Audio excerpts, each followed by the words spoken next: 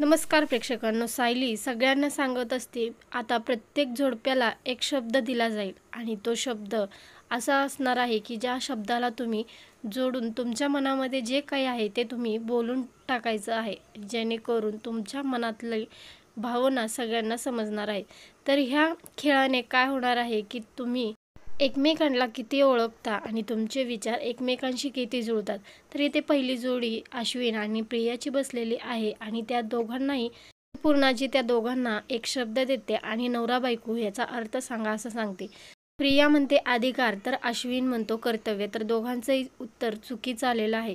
दोघांचंही उत्तर एकमेकांच्या विरुद्ध आलेलं आहे. तर पुढचा प्रश्न सायली आणि अर्जुन या दोघांना विचारला जाईल असं पूर्णाजी म्हणते. तर दोघेही खुर्चीवरती बसलेले आहेत आणि दोघेही खूप खुश आहेत. तर पूर्णाजी सायली आणि अर्जुनला प्रेम हा शब्द देते आणि हा शब्द दिल्यानंतर त्या दोघांच्या तोंडातून विश्वास हा शब्द एकसारखा यायला लागतो आणि ते दोघेही खूप खुश होतात एकमेकांना पाहून.